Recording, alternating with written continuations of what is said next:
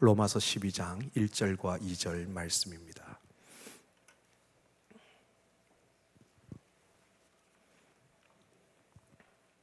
우리 모두 한 목소리로 함께 읽도록 하겠습니다.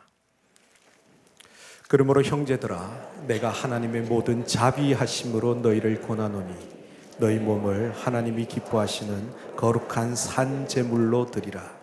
이는 너희가 드릴 영적 예배니라. 너희는 이 세대를 본받지 말고 오직 마음을 새롭게 함으로 변화를 받아 하나님의 선하시고 기뻐하시고 온전하신 뜻이 무엇인지 분별하도록 하라. 아멘.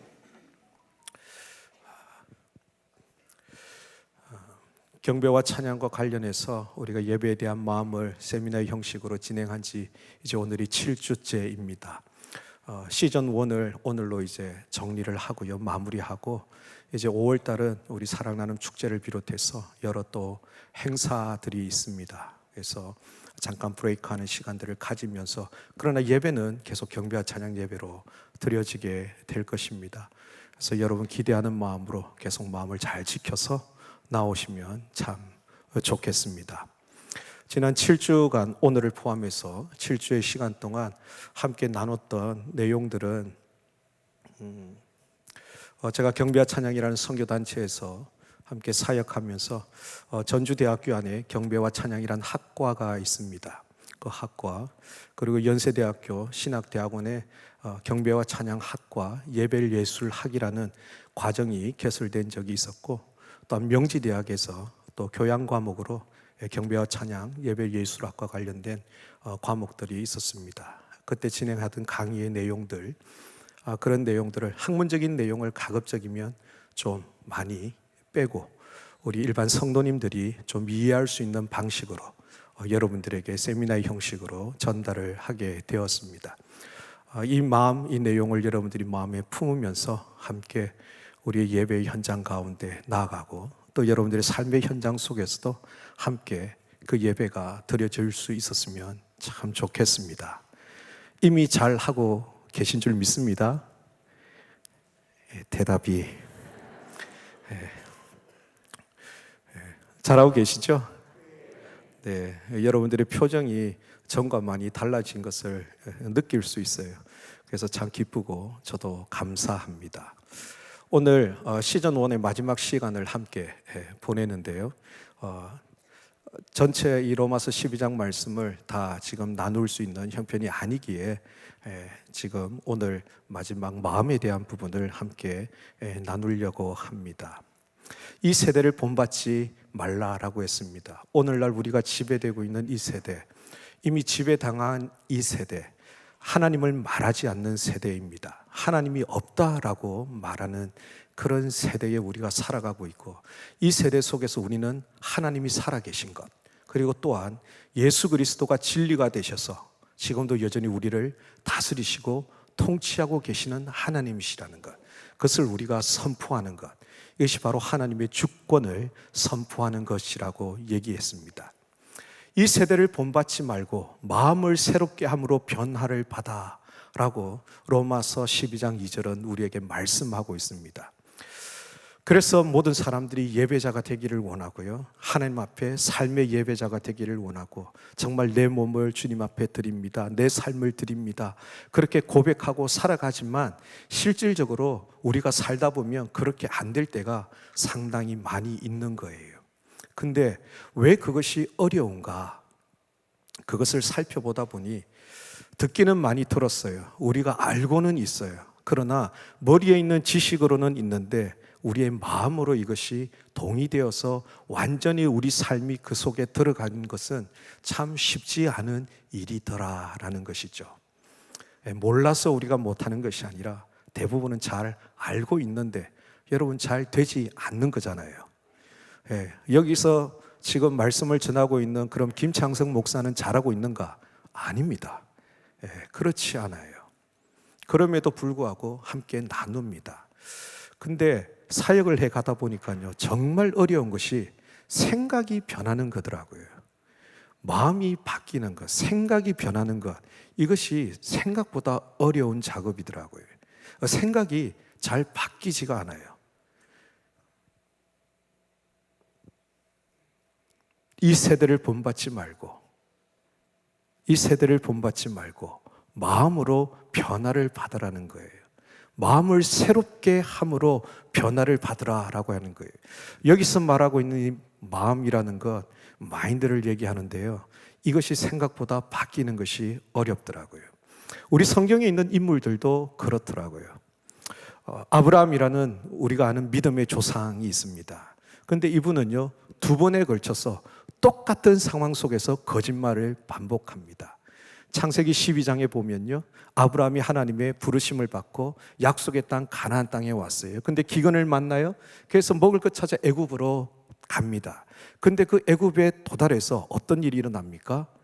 바로라는 왕, 자기 아내가 예뻐요. 잘못하면 자기를 죽이고 아내를 취할 것 같단 말이에요. 그래서 아내를 누이라고 거짓말해서 속입니다.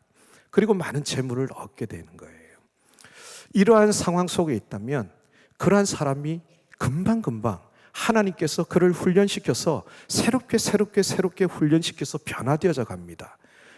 13장부터 나타나는 아브라함의 모습은 이전과는 너무나 다른 모습으로 나타납니다. 멋진 모습이에요. 조카의 하인들이 싸우니까 조카에게 먼저 땅을 선택해서 갈 수 있도록 양보를 하고요. 그 땅에 같은 조카가 전쟁의 소용돌이에서 포로돼서 잡혀갈 때 군사를 이끌고 달려가서 그 조카를 구해냅니다. 죽을까봐 아내를 누이라고 거짓말하면서 속이던 사람이 북방의 4왕이 연합해서 연합군이 내려왔는데 소돔 왕이 있는 5 나라도 상대하지 못하고 패하고 포로로 잡혀갔는데 혼자서 자기 수하들을 이끌고 가서 구출해냅니다. 어디서 그런 정신이 나올까요?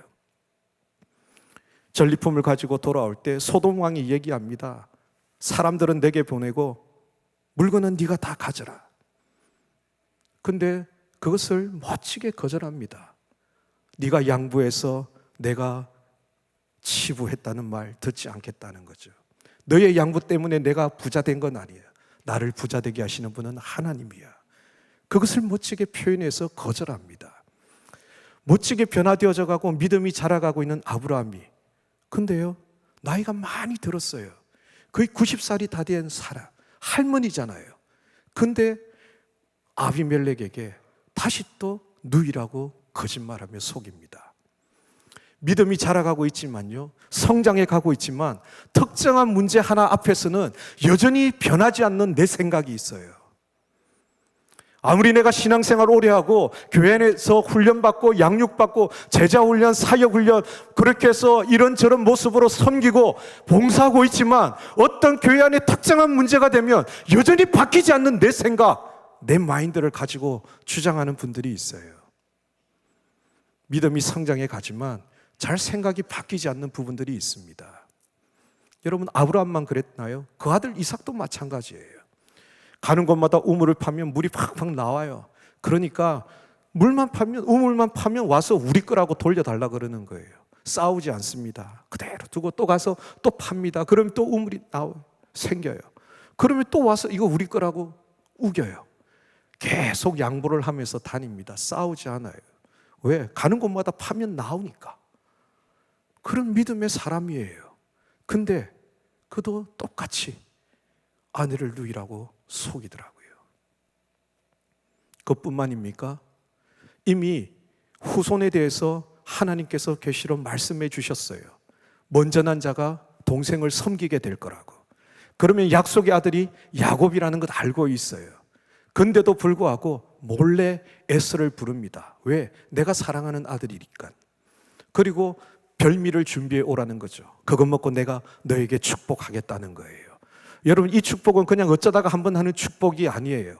후계자로 삼는 축복의 내용이에요. 그걸 몰래 할 수 있는 게 아니단 말이에요.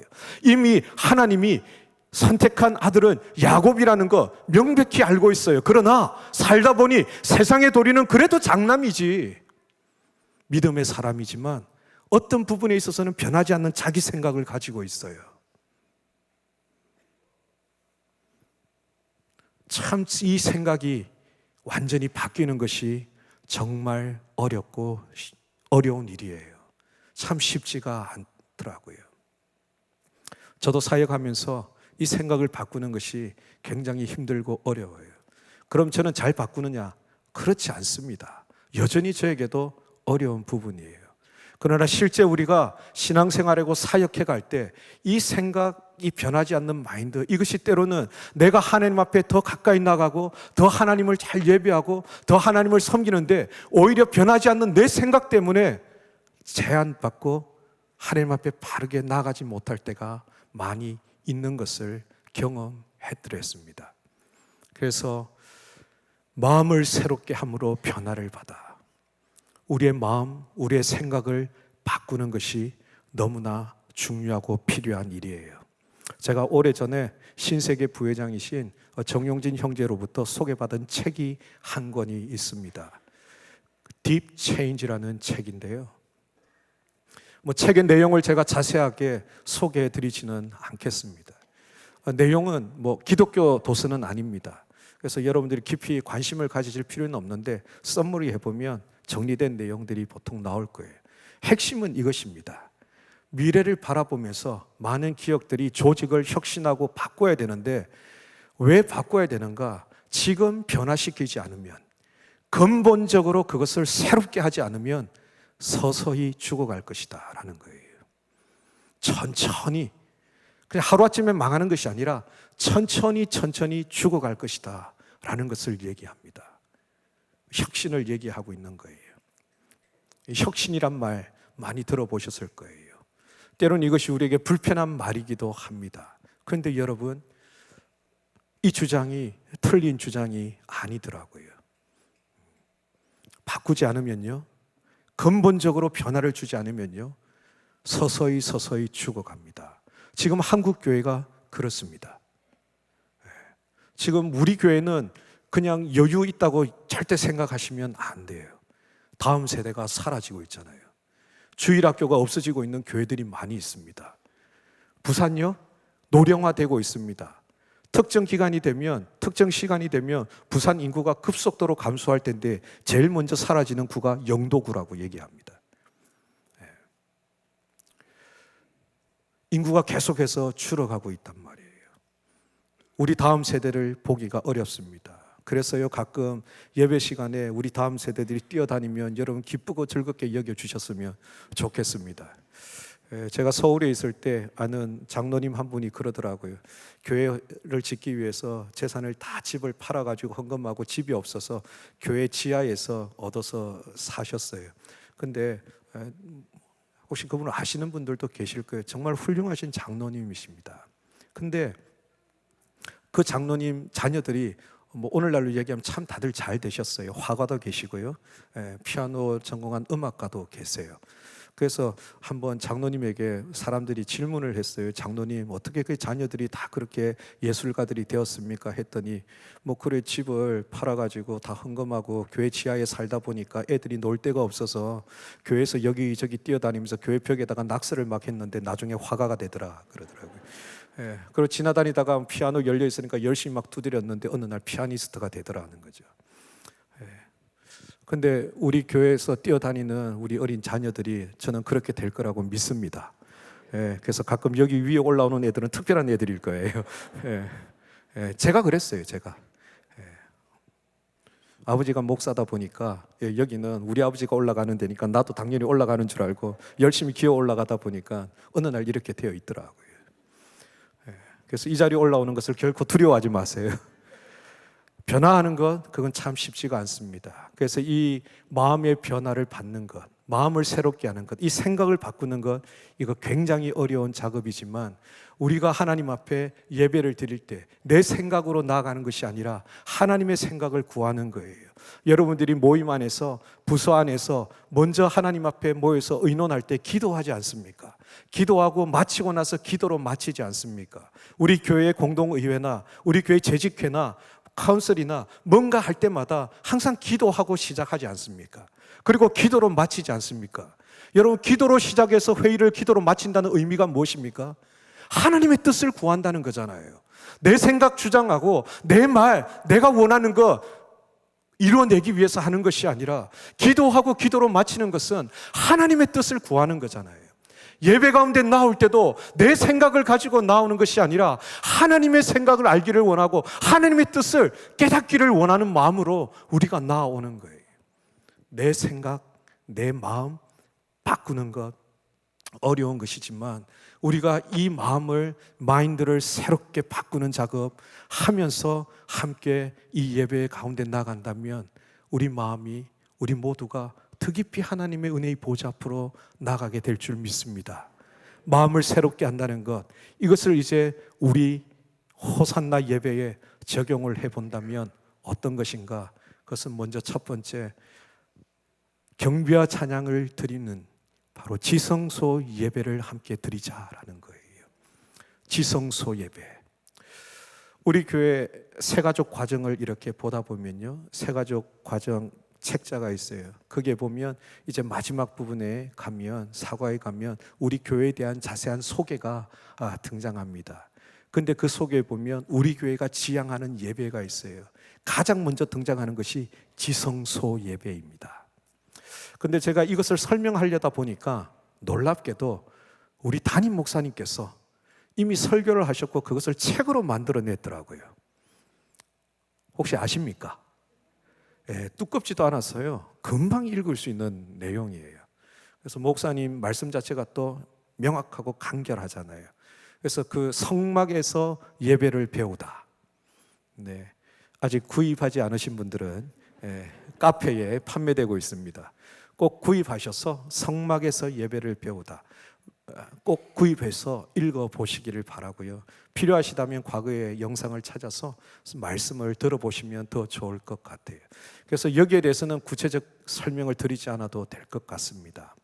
우리가 사모하는 지성소 예배, 그 지성소 안에 있었던 것이 언약궤입니다. 증거궤가 있었던 거죠.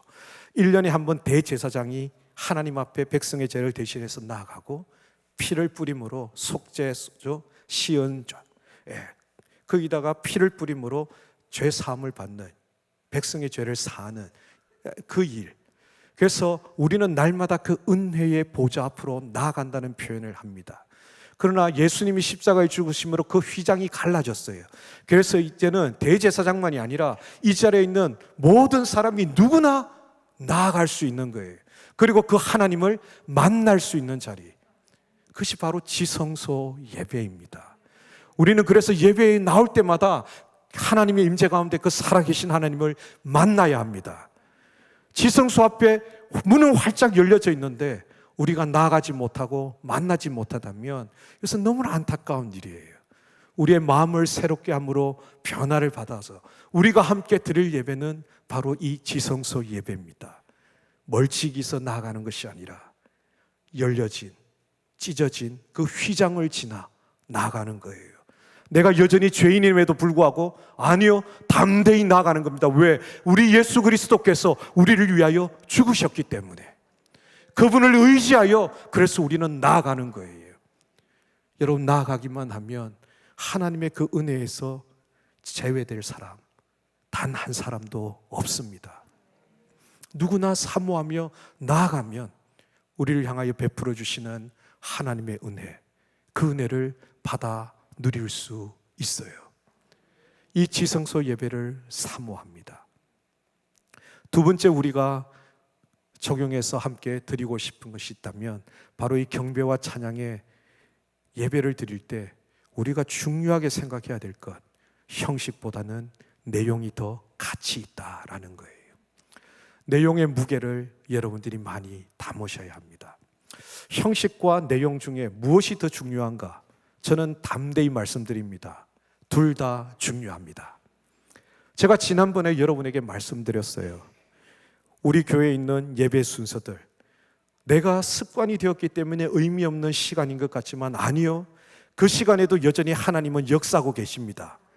내가 그 시간을 통해서 하나님 만나지 못한다면 그것은 결코 하나님의 문제가 아니에요. 나 자신의 문제예요. 여러분의 문제입니다. 하나님은 어느 곳에서나 어느 시간에나 역사하시는 하나님이세요. 그럼에도 불구하고 무엇이 가치 있는가? 내용이 가치가 있어요. 왜요? 그 내용이 우리가 노래로 얘기하면 멜로디가 아니라 가사입니다. 무슨 내용을 그 안에 담고 있는가? 그것이 굉장히 중요합니다. 그래서 어떤 사람들은요, 좋은 노래에다가 가사를 막 바꾸어 넣습니다. 그렇게 해서라도 막 부르고 싶은 거예요. 왜요? 가사가 중요합니다. 건물은 절이에요. 근데 간이 거기가 교회예요. 여러분, 겉으로 보이는 프레임이 중요한 것이 아니라 그 안에 있는 내용이 중요한 거예요. 그래서 여러분, 우리가 하나님 앞에 찬양하며 또한 노래하며 나갈 때마다 우리는 무엇에 집중해야 되는가? 그 내용에 집중해야 됩니다. 내가 지금 무엇을 노래하고 있는가? 무엇을 말하고 있는가? 이 내용에 집중해야 됩니다. 가사를 깊이 묵상하십시오. 찬양 인도자들이 그런 얘기들을 가끔 해요. 왜요? 내용이 중요하기 때문에 그래요. 그러면 이 내용을 우리가 예배 가운데 많이 담고 있는 것, 첫 번째는 비교할 수 없는 하나님의 말씀입니다. 그래서 여러분, 우리가 이 말씀 가운데 예배하며 나가야 합니다. 그리고 우리가 이 내용을 다루면서 꼭 여러분들에게 하나 설명드리고 지나가고 싶은 것이 있어요. 그것이 뭐냐면 찬송가라는 거예요. 요즘은 찬송가라는 것이 많이 우리 예배 시간에 불려지지 않기 때문에 적어도 이 자리에 나오신 분들 가운데는 뭔가 좀 마음의 섭섭함을 가지고 계신 분들이 계실 거예요. 목사님, 찬송가 좀 해주세요. 제가 아직까지는 그런 요청을 못 받아봤는데 많이 받는 요청입니다. 찬송가라는 것이 장르가 있어요. 그 다음에 또 하나는 가스펠송이라는 장르가 있어요. 찬송가는 여러분들이 이미 잘 알고 계실 거예요. 이미 2000년도에 개편되어져서 찬송가에 더 많은 곡들이 수록되어져 있는데요. 찬송가는 그냥 여러분이 아는 찬송가입니다. 근데 가스펠송이라는 것이 등장을 했어요. 어느 날. 그래서 줄여서 가스펠이라고도 합니다. 복음성가이지요. 복음성가가 생기게 된 배경은 1930년대 대부흥이 일어나고 할 때 미국에서 전도 집회가 이루어졌잖아요. 대형 집회요. 많은 사람이 와요. 근데 처음 전도받아 온 사람들이 찬송가를 알까요? 모를까요? 왜 몰라요. 근데 집회 속에서 찬양을 하는데 그 사람들은 그냥 꿀먹은 벙어리단 말이에요. 무슨 얘기인지, 뭔 내용을 하고 있는지, 무슨 멜로디인지 알 길이 없더라는 거예요. 그래서 개발된 것이 복음성가예요. 첫 번째, 가사가 단순해야 돼요. 두 번째, 멜로디가 간단해야 돼요. 그래서 이런 것들이 그 집회 때 불려지니까 사람들이 가사가 단순해요. 별로 외울 게 없어요. 멜로디도 간단해요. 그러니까 쉽게 처음 전도받아 온 사람들도 따라 부를 수 있더라는 거예요. 여러분들이 이미 잘 알고 있는 거예요. 우리 한 가지만 해볼까요? 예수님 찬양합시다. 할렐루야. 12글자면 한 곡이 되는 거예요. 예수님 찬양, 예수님 찬양, 예수님 찬양합시다. 똑같은 가사예요. 예수님 찬양, 예수님 찬양, 예수님 찬양합시다. 4글자 할렐루야. 할렐루야, 할렐루야. 예수님 찬양합시다. 할렐루야, 할렐루야, 할렐루야. 예수님 찬양합시다. 이런 겁니다. 그래서 가사가 예수님 찬양합시다. 끝. 예수 이겼네, 예수 이겼네. 나 자유 얻었네, 너 자유 얻었네. 그 다음에는 누굴까요? 우리 자유 얻었네. 그런 거예요. 그래서 별로 가사가 어렵지 않고 사람들이 쉽게 따라 부를 수 있고 전도 집회 때 사용되었던 거예요. 근데 그것들이 점점 음악적으로 발전을 했습니다. 그러다가 지금의 여러분들이 알고 있는 찬송가, 그 찬송가의 많은 부분이 사실은 가스펠송입니다. 선교사들을 통해서 우리에게 들어오고 우리가 부르다 보니까 찬송인 줄 알고 있지만 사실은 그때 부흥 때 일어났던 많은 가스펠송들이 우리 찬송가에 우리는 찬송가라는 이름으로 불려왔어요. 대표적인 거, 미국 사람 예수 안 믿는 사람들도 너무나 잘 알고 부릅니다. Amazing Grace, 나 같은 죄인 살리신, 주은혜 놀라워. 가스펠송입니다. 우리는 그것이 찬송가인 줄 알지만 그래요. 그래서 엄밀히 찬송가라고 구별되는 것은 1, 2, 3절이면 1, 2, 3절, 1, 2, 3, 4절이면 1, 2, 3, 4절 명확한 형식을 가지고 있고 후렴이 없습니다. 후렴이 있는 곡의 98%는 다 복음성가입니다. 쉽게 따라 부를 수 있도록 만든 거예요. 그래서 앞에 가서 모르면 후렴만 불러요. 후렴만 불러요. 그러면 그냥 무슨 의미인지 알 수 있도록 만들어 놓은 거예요. 이것이 복음성가입니다. 그런데 오늘날은 CCM이란 말을 씁니다. 현대다 보니까 영어를 멋지게 사용하죠. CCM, Contemporary Christian Music이라는 거예요. 뭡니까?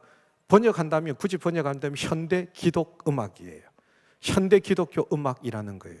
그래서 지금은 모든 걸 막 싸잡아서 CCM이라고 합니다. 그런데 여러분, CCM은 조심할 필요가 있어요. 우리가 예배 때 물론 많이 사용합니다. 사용 가능합니다. 그러나 CCM의 원래의 시작은 교회 안에서 예배 음악으로 쓰려고 만들어진 것이 아닙니다. CCM을 만들게 된 것은 미국에 가면 빌보드라는 차트가 있어요. 거기에 다양한 음악의 장르가 있는데 그 안에 CCM도 하나의 장르로 있어요. 그래서 얼마나 많이 팔리고 얼마나 많이 불려졌는가가 등수 기록으로 나옵니다. 왜? 미국 안에서는 크리스찬 뮤지션들이 많거든요. 그것이 시작된 게 CCM이에요. 근데 왜 그러면 CCM이 시작됐는가? 세상의 많은 노래들이 하나님 아닌 것을 얘기해요. 대표적인 주제가 사랑이에요. 근데 맨날 사랑은 헤어져. 맨날 슬퍼, 울어. 맨날 헤어져. 사랑하기 때문에 막 헤어져. 왜? 그리고 맨날 변해. 돌아섰다는 거예요. 그러니까 저렇게 사랑하니까 미안해서 비켜줘. 왜 비켜? 그래서 변하지 않는 사랑이 있어. 실수하지 않는 사랑이 있어. 항상 동일한 사랑이 있어. 그 하나님의 사랑을 얘기해 주고 싶은 거예요. 하나님을 말해주고 싶은 거예요. 근데 이 사람들이 교회에서 예배 음악이 아니라 이 세상 대중음악으로 가서 일반 대중들에게 야, 변하지 않는 사랑도 있다. 영원한 사랑도 있다. 신실한 사랑이 있어. 맨날 변하는 그런 사랑 말고 정말 진짜 사랑이 있어. 이게 진짜 사랑이야. 그것을 가르쳐 주기 위해서 대중음악들 가운데 들어간 거예요. 그래서 대중에게 다가가서 하나님의 사랑을 얘기해 주고 싶었던 것이 CCM이에요. 교회에서 부르려고 한 것이 아니라 일반 대중 속에. 그래서 그 속에 특별히 하나님, 예수님, 성령님 이런 단어가 안 나와요. 그러나 미국이라는 사회 속에서는 할렐루야, 지저스 이런 것이 등장합니다. 왜? 그 사람들이 자주 얘기하는 말이니까. 기분 나빠도 지저스 그러잖아요. 뭐만 하면 할렐루야 막 그래요. 그러니까 그런 용어들을 써요. 근데 이 CCM이 한국에 넘어와서 한국에 있는 기독 뮤지션들이 그래, 우리도 이 세상 음악 속에서 하나님을 얘기하자, 변하지 않는 사랑을 말하자. 그래서 이 사람들이 준비를 하고 한국의 뮤지션들이 이 대중음악 속에 가기 위해서 했어요. 근데요, 실력이 안 돼. 우리끼리 얘기인데 실력이 딸려요. 뮤지션들의 실력이 이 대중음악을 하고 있는 한국의 뮤지션들을 못 따라가요. 음악적으로나 실력적으로 못 따라가는 거예요. 그러니까 출사표는 멋있었는데 세상에 가서 완전히 박살이 나고 음반을 내도 사람들이 사지를 않아요. 팔리지가 않는 거예요. 그랬더니 어떻게 되는가? 교회로 돌아오는 거예요. 세상에 나가서 싸워야 될 음악인데 교회로 들어온 거예요. 왜? 교회에는 구매자들이 있으니까. 그래서 요즘 이것이 예배도 아닌 것이, 콘서트도 아닌 것이 이상한 형태가 되어져 가고 있는 거예요. 여러분, 이걸 굉장히 우리는 경계하고 조심해야 될 필요가 있습니다. 합신도 그렇고요. 저는 고신교단 목사입니다. 우리 고신도 그렇고요. SFC 수련회나 막 이런 것들을 하면요, 저녁에 경건회를 하고 말씀을 몇 시간씩 들으면서 기도하고 그랬어요. 근데 요즘 청소년들 집회나 보면 CCM 콘서트, 가스펠 콘서트 이런 게 저녁에 딱 자리를 잡아야 돼. 그거 안 하면 애들이 신청을 안 해요. 안 갑니다. 그리고 유명한 사람, 가수들 불러야 돼요. 이런 시대가 되었습니다. 이것이 예배인지 콘서트인지 헷갈리제이션에 빠진단 말이에요. 우리 경상도에서는 이것을 나타내는 좋은 단어가 많이 있어요. 다양한 각국의 언어로 헷갈리제이션. 그렇죠? 일본 말로는 어떻게 하는 줄 아세요? 아리까리 이렇게 하더라고요. 유럽에서는 어떻게 하는 줄 아세요? 프랑스에서 그 공기를 좀 넣는데 알쏭달쏭 뭐 이렇게 하더라고요. 프랑스 하니까 독일까지는 해야 되겠죠. 모흐 그렇게. 이게 말이죠. 완전히 헷갈리게 만들어서 정말 이것이 예배인지 어떤 때는 콘서트인지 구분하지 못하도록 만들고 있어요. 저는 우리 주일학교나 우리 교회 학교나 우리 다음 세대가 하나님을 예배할 때 콘서트가 아니라 예배하기를 바랍니다. 그러면 이 CCM의 노래들을 우리는 예배 때 사용 못하느냐? 아니요, 사용할 수 있어요. 우리 예배 속에서 얼마든지 사용할 수 있는 것들이에요. 그래서 이런 것들을 우리가 사용합니다. 내용이 중요해요. 한 가지 예만 들어드릴게요. 저희 아버님께서 목회를 하셨는데요, 하나님의 부르심을 받고 헌신할 때 불렀던 찬송이 뭐냐면 내 주여 뜻대로 행하시옵소서. 온몸과 마음 다 주께 드리니 이 세상 고락간 주인도 하시고 날 주관하셔서 뜻대로 하소서. 얼마나 멋진 찬송입니까? 그렇죠? 근데 이 멜로디는요, 어디에서 온 건 줄 아십니까? 고등학교 때 교과서, 음악 교과서에 나오는데요, 마탄의 사수라는 오페라가 있어요.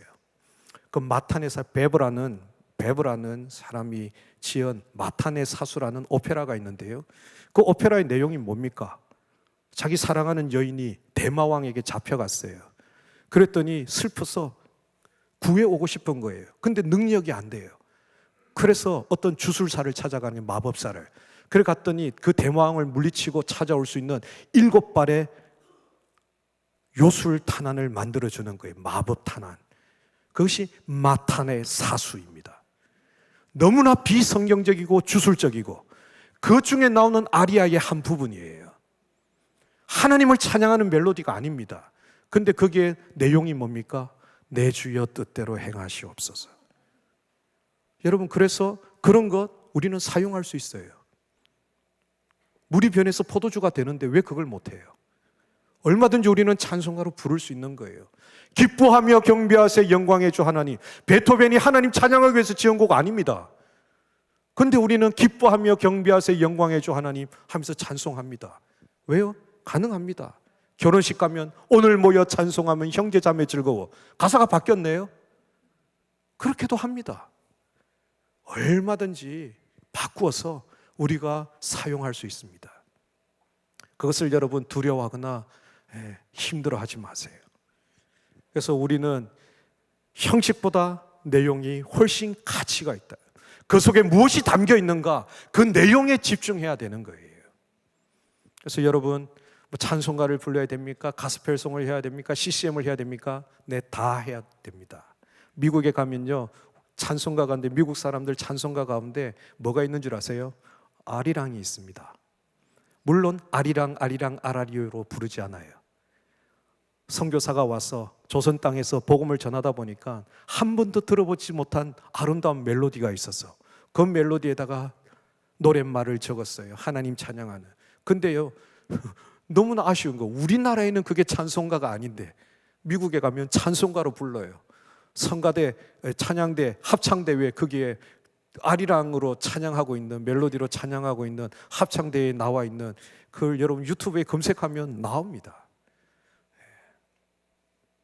뭐가 중요하다고요? 내용이 중요합니다. 내가 어떤 내용으로 하나님 앞에 나아갈 것인가, 그것이 굉장히 중요합니다.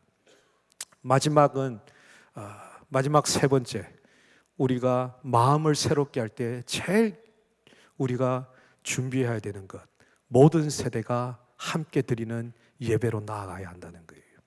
여기 우리 어린 자녀가 있어요. 엄마 때문에 어쩔 수 없이 왔는지, 어떤 마음으로 왔는지, 근데 예배하는 모습을 보니까 너무 예쁜 거예요. 제가 안타까운 것은요, 유아실, 유치부실, 이 시간에 그곳에 있는 아이들이에요. 그들이 여기 와서 예배 드리면 어떨까 하는 마음인 거예요. 불편하십니까? 네. 여러분, 우리가 생각을 바꿔야 합니다. 다음 세대가 사라져가고 있어요. 다음 세대가 없어지고 있어요. 누가 이 믿음을 전수할 수 있습니까? 어디에서 이 믿음을 전수받을 수 있습니까? 우리 예배 아니고는 대안이 없습니다. 근데 예배를 나누어서 드리고 있잖아요. 편의상 그럴 수도 있는데요. 어린 아이들이 경배와 찬양을 드릴 수 있는가? 예, 드릴 수 있습니다. 저는 그 현장에 있었기 때문에 알 수 있어요. 오히려 어른들보다 더 잘 드릴 수 있습니다. 아이들이 경배와 찬양을 얼마나 잘 드릴 수 있는가? 제가 그냥 이 영상 하나로만 보여드리겠습니다. 한번 보시겠습니까? 자, 버섯볼을 찢어볼게요. 내가 들고 올게. 짜라라를 찢어볼게요. 포켓몬 기면 다 먹어 치워야 돼. 앱소를 찢어볼게요. 우리 포켓. 우리가 옛날에 맛도통 우리가 제일 좋아했던 칠색조도 찢어버리기. 칠색조 아리오스. 지난주 수요일 저녁에 집에 갔는데 밤 10시 좀 넘어서 저한테 이 제보 영상이 왔습니다. 예, 그것도 제가 전에 사역했던 부산 사상교회 집사님 한 분이 저한테 이걸 보냈어요. 그러면서 이 영상이 자기한테 왔는데 도대체 목사님 뭐라고 설교를 하셨길래 애들이 이렇게 애써 모은 포켓몬스터를 다 찢어버리고 있는가? 라고 하고 있더라고요. 그래서 아니 사상교회 분들이 왜 자기 교회 예배 안 드리고 호산나 교회 예배를 들어와서 난립니까? 하고 했더니 아니라는 거예요. 호산나 교회 자녀들이라는 거예요. 누군지 아시겠습니까? 큰일 났네. 제 동의도 안 구하고. 여러분, 아이들이 훨씬 경배와 찬양 더 잘 드릴 수 있어요. 왜요? 들었잖아요. 그걸 그대로 하고 있잖아요. 저거 지금까지 모으기 위해서 얼마나 열심히 모았을까요? 근데 찢어버리잖아요. 이것이 예배입니다. 이것이 예배인 거예요. 다른 것으로 설명할 필요 없이 이것이 하나님을 예배하는 거예요. 구약에 얘기하지 않습니까? 많은 선지자들이 얘기하지 않습니까? 바알과 아세라, 우상의 제단 무너뜨려야 되는 거예요. 그런데 아이들이 하고 있잖아요. 이것이 예배입니다. 어린 자녀들이요, 하나님 경배하고 찬양하고요, 하나님 만날 수 있고요, 여러분들보다 더 뜨겁게 하나님을 높일 수 있습니다. 저는 다른 곳에서 그 아이들이 이 예배 시간에 딴 것 아니라 그냥 이 자리에 와서 함께 예배 드리길 바랍니다. 여러분, 우리의 다음 세대를 위해서 투자해 줘야 되는 거예요. 우리 교회가 큰 교회지만 공간이 많이 협소하더라고요. 공간이 많이 협소해요. 그래서 맨날 공간 때문에 어려워해요. 저는 소원하기는 앞으로 호산나 교회는 무슨 공간이 부족하다 그러면 그 모든 공간은 그냥 차세대에게, 다음 세대에게 다 양보해 줘버렸으면 좋겠어요. 예, 그들에게 공간에 사용할 우선권을 주고, 어른들은 뭐 비 좀 맞아도 괜찮고 또 능력 되셔서 커피숍 가셔도 되잖아요. 예, 우리 다음 세대가 이 공간을 마음껏 사용하고 누릴 수 있도록 양보해 줬으면 좋겠어요. 우리 젊은이 부서 사역자들이 있는데요, 화요일마다 사역회의를 마치고 저희들이 모여서 의논을 합니다. 그 의논할 때마다 제일 큰 게 뭔 줄 아세요? 우리도 다음 세대라는 거예요. 우리도 좀 신경 써달라는 거예요. 예. 맨날 고민입니다. 코로나가 이제 좀 정리가 되고 우리가 활발하게 예배를 드리고 신방들 하고 막 하고 있잖아요. 우리 하단에 있는 젊은이 일부 교역자들이요, 캠퍼스 신방하고 정말 열심히 합니다.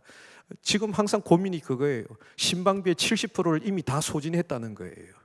목사님 20만 원씩 매달 마이너스가 돼요. 카드 값이 나가요. 이거 어떻게 하면 좋습니까? 그러고 있어요. 더 해도 모자랄 판에 다음 세대를 위해서 그렇게 열심히 뛰고 있단 말이에요. 여러분, 우리 다음 세대가 이곳에 있어야 됩니다. 금요일마다 우리의 젊은이들이 그 하단에서 모여서 기도회를 합니다. 100명이 넘는 젊은이들이 모입니다. 여러분, 대한민국의 교회들을 한번 검색해 보세요. 금요일 날 모여서 젊은이들이, 대학생들이, 청년들이 모여서 기도회하는 교회가 과연 대한민국에 몇 개나 있는지. 그들이 찾아오는 하단 예배당은요, 와, 지나가면요 잠담합니다. 예. 여자들이 가슴을 다 드러내고 있고요, 거의 옷을 입지 않고 오라고 손짓하는 그런 그림으로 꽉 차 있어요. 그 거리를 우리의 젊은이들이 걸어 다닙니다. 그것이 희망 아닙니까? 그것이 예배 아니겠어요? 그들이 더 이 시대에 아름답게 자라날 수 있도록. 여러분, 이 자리에 여러분 주위에 한번 보십시오. 여러분 주위에 20대 이하로 보이는 사람이 몇 명이나 있는지. 이러면 교회의 미래가 사라지는 거거든요. 우리 다음 세대에게 우리가 투자해야 합니다. 함께 예배드리고 그들이 함께 모여서 드리는 거예요. 제가 96년도에 영국에 가서 훈련을 받을 때, 공부할 때 충격받았던 게 그거예요. 교회 가면요, 다 꼬부랑 할아버지 할머니들밖에 없어요. 근데 유일하게 젊은이들, 자녀들이 있는 교회, 남침례교회. 왜? 거기는 자녀들과 함께 예배를 드리더라고요. 그래서 지금 한국 교회 안에 전 세대 예배, 세대 통합 예배가 일어나고 있습니다. 저는 우리 수요 예배 때마다 호산나 예배에 이러한 다음 세대들이 함께 와서 똑같이 우리와 함께 하나님을 예배하고 높이고 그런 일이 있으면 좋겠어요. 여러분, 그 아이들이 좀 분주할 수 있어요. 그래서 우리를 정신사납게 할 수도 있어요. 그러나 기억하세요. 여러분들은 지금 저를 쳐다보면서 목사님 9시가 다 됐는데 언제 마칠 겁니까? 생각하고 있지만 이 아이들은 그런 생각하지 않습니다. 뛰어다니고 놀고 있지만 다 듣고 있습니다. 여러분, 그게 차이예요. 나는 그냥 잘 앉아서 얌전하게 예의상 잘 예배를 드리고 있는 것 같지만 아니요. 가스불은 껐는지 문은 잠그고 나왔는지 그 생각하시고 계시잖아요. 근데요, 아이들은요, 뛰어다니지만 하는 얘기 다 듣습니다. 그것이 그들 마음에 심겨지고요, 그것이 열매로 나타날 거예요. 그래서 저는 우리 다음 세대들이 우리 어른들과 함께 예배드리고 그 속에서 함께 동일한 예배를 드리고 예수 그리스도의 이름을 높이고 찬양할 때 역사하시는 그 하나님, 우리 부모님들이 예배하듯이 그들이 함께 따라 예배하는 그런 은혜의 역사 일어나기를 축복합니다. 시즌 1을 마무리해야 될 것 같습니다. 여러분, 우리 다음 세대를 위해서 지금 내 모습이 우리 다음 세대에 그대로 전수될 수 있도록 우리가 예배하는 대로 예배하고요, 우리가 기도하는 대로 기도하고요, 우리가 찬양하는 대로 우리의 자녀들이 찬양하게 됩니다. 저는 이거 너무 많이 해봤어요. 유치부 아이들이요, 목사님들 자녀들이 금요 기도에 와가지고 왔는데 어느 날 저한테 얘기하는 거예요. 선교사님, 요즘 6살짜리 우리 애가 집에서 무슨 찬양하고 있는 줄 아세요? 뭐 하고 있는데, 너 기도를 멈추지 마라, 이거 하고 있더라는 거예요. 기도회 하면서 그 찬양했거든요. 그랬더니 6살짜리 아이도 그거 하고 있어요. 왜요? 우리 하는 걸 그대로 보고 하는 거예요. 정동원이만 어릴 때 할아버지 따라서 노래 부르는 거 아닙니다. 우리 자녀들도 우리가 부르는 것, 우리가 기도하는 모습, 우리가 예배드리고 찬양하는 모습 그대로를 보고 따라가게 되어 있습니다. 그래서 여러분, 우리 마음을 새롭게 합시다.